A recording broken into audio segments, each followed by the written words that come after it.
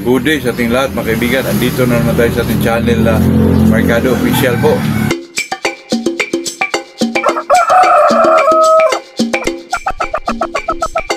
Ay shoutout muna tayo kay Gilbert Lopez, Hilmar Padilla from Cebu.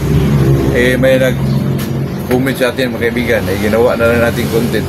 Bakit daw yung manok niya ay kimpi? Yung medyo ganun ba mga kaibigan? Hindi naman daw niya inilagay palagi sa kulungan. Alam niyo po mga kaibigan, sa aking experience yan. Ay kasi itong kimpi na manok mga kaibigan, talagang magmana yan po. Tingnan niyo yung lahi ng mga inahin o sa side ng father niya. Katulad yan sa nangyari ng ano ko mga kaibigan, dati yung broodcock ko na puso mga kaibigan. Pag in-cross ko siya sa gold mga kaibigan, ay may mga lumalabas sa kimpi po. Mahirap yun mga kaibigan, kaya bininta ko yung pusong ko kasi magpalabas siya ng mga kimpi na manok, pero hindi siya kimpi mga kaibigan. Talagang napaka-plastado po. Ay napaka-balancing manok yun mga kaibigan. Bininta ko lang kasi pag may cross ko siya sa gold, magpalabas siya ng kimpi na manok mga kaibigan. Yung bang video ano ba? Hindi ba kimpi mga kaibigan? May diferensya yung paa ba? Yung ano yung tawag doon sa Tagalog doon mga kaibigan? Kimpi ba yun? Kaya iwasan yung ganun mga kaibigan kasi ang iba naman, yung palita, lumalabas yun pag medyo, ayun ang nakakadismaya doon mga kaibigan kasi ang deformities yun, lumalabas na sa, makita mo yun sa mga, mag-edad na sila ng 7 months, 8 months, yung pumipitik mga kaibigan, yung nakatayo, tapos mga pumipitik po, palita, yun ang medyo masakit doon mga kaibigan kasi yung kimpi talaga, bata pa, nakita mo na kimpi na eh. Pero sa ano yun mga kaibigan, sa genes ng isang manok po, magmana sa anak niya. Kaya magkaganon mga kaibigan, ang pinakamasakit doon yung palitahon mga kaibigan. Kasi makitaan mo lang yun pag medyo malaki na sila eh. 6 months, 7 months, kung naka-cord na, doon mo makita mga kaibigan, lalo na pag medyo, ano ka, observant ka talaga sa manok mo. Pag may cord mo yan, palagi mong tinitingnan. Nako, lumalabas yung ganon mga kaibigan. Totoo yan, kaya sa akin dyan, suriin nyo talaga yung mga gawin mong broodcock o mga lahi na ginagamit mo na mga broodhen kasi ang mga manok na ganyan mga kaibigan, lumalabas talaga yan sa genes yan eh. Kaya hindi pwedeng mawala yan mga kaibigan. Totoo yan, talagang lumalabas at napakasakit yan mga kaibigan kasi alam naman natin ang paa ng manok ay yun talaga ang pinaka-importante po. Katulad ditong mga ano ko mga kaibigan, ditong mga pinalahi ko, talaga napakaganda po ng purma ng mga binti nila. Ay talaga mga maninipis at saka maganda talaga tarian po. Totoo yan. Kasi sa akin mga kaibigan, ang pinaka-importante po sa akin yung paa talaga. Kung lalo na sa breeding, yung gamitin mong broodcock.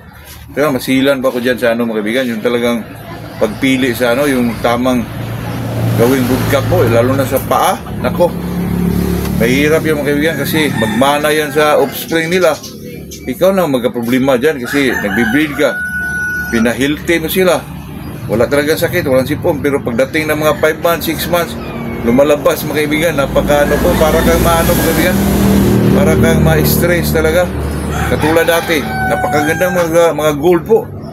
Kung isabong mo, super mga palo. Pero pagdating ng mga 6 months, 7 months, lumalabas yung ano mga kaibigan, medyo ano sila, palitahon po. Yun ang bantayan yung mga kaibigan. Kaya yung sinasabi sa ano na bakit daw kimpi siya, kasi yun mga kaibigan ay sa genes nila yun, lumalabas talaga yun. Magmana yun sa ano, kahit sa second generation mga kaibigan, third generation, lumalabas pa rin yun. Kaya iwasan talaga natin yun mga kaibigan, lalo na pag tayo isang breeder.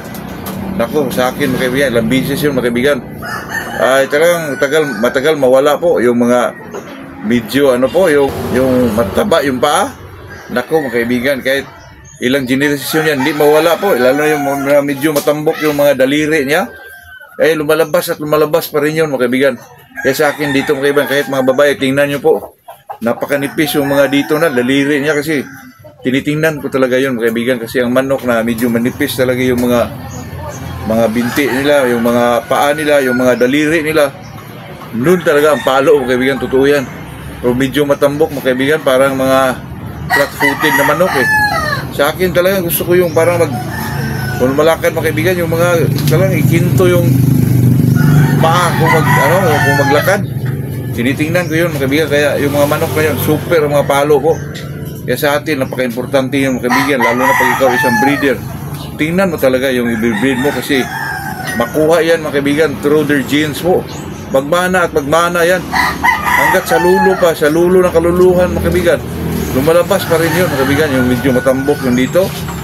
Yun nga ang ano mga kaibigan, yun talaga ang pinaka-importante dyan, yung medyo may palita sa paa po, yun talaga ang pinakamasakit dyan kasi makita nyo yan, pag makita nyo lang yan, pag medyo magkaedad ng manok, 5 months, 6 months, ang haba ng panahon na inalagaan mo, tapos lumalabas lang na ganyan po, naku, napakasakit po. Yun lang mga kaibigan, yun lang ating may share. Depende na lang sa inyo kung paniwalaan nyo hindi. Pero yun talaga mga kaibigan, experience ko yan. Kasi napakaganda yung budka ko dati na pusong po. Pero bininta ko po. Wala siyang diferensya, wala kang makita ng diferensya sa kanya. Pero di ko alam, sa lulo pa niya o sa kinaluluhan pa niya, sa kanya lumalabas mga kaibigan, totoo yan. Pag may breed mo, kapag palabas yan ng mga ano po, yung palitahon mga kaibigan, totoo yan. Ayan lang po, yan ang ating message sa araw na to. Magandang umaga sa ating lahat po.